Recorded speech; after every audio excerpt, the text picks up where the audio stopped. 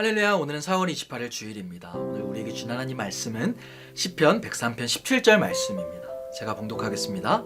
여호와의 인자하심은 자기를 경외하는 자에게 영원부터 영원까지 이르며 그에 있는 자손의 자손에게 이르리니. 아멘. 오늘의 말씀은 여호와를 경외하는 자에게 그 인자하심이 영원부터 영원까지, 그 자손의 자손까지 미친다고 하는 말씀입니다.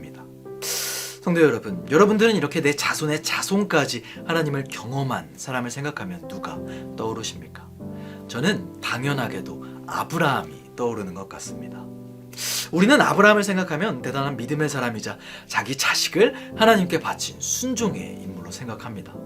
그런 아브라함을 생각하면 그의 믿음이 어디서 왔을까 고민하게 되고 그를 닮고 싶어지죠. 그런데 정말 그가 처음부터 그렇게 대단한 믿음을 가졌던 사람이었을까요? 히브리서 11장 8절은 아브라함이 부르심을 받았을 때 갈 바를 알지 못하지만 순종하여 하나님을 따라 나왔다고 합니다. 즉 하나님이 나타나 말씀하신 순간부터 아브라함이 움직였다고 생각할 수 있는 것이죠. 그런데 이상한 것이 창세기 11장에 나타난 아브라함의 생애는 그렇게 보이지 않습니다. 창세기 11장 31절은 아브라함의 아버지 데라가 아브라함의 조카 룻과 사라를 데리고 갈대아인의 우르 지역을 떠나 가나안 땅에 가고자 하여 하란에 이르렀다고 합니다. 즉 가나안 땅까지의 여정이 아브라함의 아버지 데라에 의해 이끌려졌다는 것입니다. 그럼 우리는 여기서 이 데라가 어떤 인물인지 살펴봐야겠죠. 여호수아 24장 2절 말씀입니다. 옛적에 너희 조상들 곧 아브라함의 아버지 데라가 강 저쪽에 거주하여 다른 신들을 섬겼으나. 데라가 누구를 섬긴 것입니까? 다른 신, 하나님이 아닌 다른 이방신을 섬긴 것입니다. 그럼 우리는 의문이 들죠. 이방신을 섬긴 데라가 아브라함에게 가나안 땅에 가자고 했다면 말입니다. 그리고 아브라함이 받은 유명한 말씀인 너는 너의 고향과 친척과 아버지의 집을 떠나 내가 내게 보여줄 땅으로 가라는 이 말씀은 이미 갈대아 우르를 떠난 하란에 도착한 시점에서 봤습니다. 즉 아브라함이 아버지에 이끌려 가나안 땅에 가는 여정 가운데 하란이라는 곳에 머물렀을 때 하나님께서는 아브라함을 만나주신 것입니다. 성도 여러분, 그럼 아브라함은 아버지와 함께 이방신을 섬기다가 하나님을 만나게 된 것일까요? 아니면 서로 다른 신을 섬긴 것일까요? 우리는 차라리 서로 다른 신을 섬겼으면 다행이라고 생각합니다. 왜냐하면 믿음의 조상인 아브라함이 다른 신을 섬겼다고 생각하면 뭔가 모를 실망감이 들기 때문입니다. 그러나 아까 봤던 여호수아 24장 2절은 아브라함의 아버지 데라가 다른 신들을 섬겼으나 라고 말합니다. 뭐뭐 했으나 라고 하는 말은 앞의 내용과 뒤의 내용이 반대라는 의미죠. 그랬으나 이렇게 했다는 것입니다. 즉 아브라함은 이방신을 섬겼으나 하나님께서 아브라함을 이끌어냈다는 것입니다. 만약 아브라함이 하나님을 섬겼으면 이 두 가지 이야기가 나와야 합니다. 아브라함이 하나님을 섬겼고 그래서 내가 아브라함을 이끌어냈다. 그러나 어디서도 여기 아브라함이 하나님을 섬겼다는 말이 없죠. 즉 아브라함은 이방신을 아버지와 함께 섬겼다는 말이 됩니다. 그럼 어떻게 이 이방신을 믿는 이들이 가나안 땅까지 가려 했을까요? 사도행전 7장 2에서 3절에 나오는 스데반의 설교를 보면 영광의 하나님께서 아브라함이 하란에 있기 전 메소포타미아에 있을 때 그에게 나타났다고 합니다.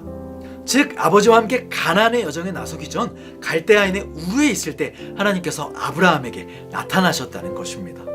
그런데 앞과 같은 흐름이라면 아브라함은 이 사건을 어떻게 느꼈을까요?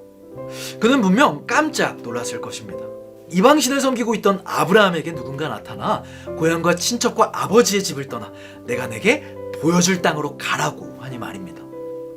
우리에게 이런 음성이 들린다면 우리는 목사님을 찾아가 상담이라도 받아볼 수 있겠지만 아브라함에겐 아버지 데라밖에 없었습니다. 그래서 아브라함은 데라에게 말을 했겠죠. 그런데 데라도 뭔가 심상치 않음을 느꼈던 것 같습니다.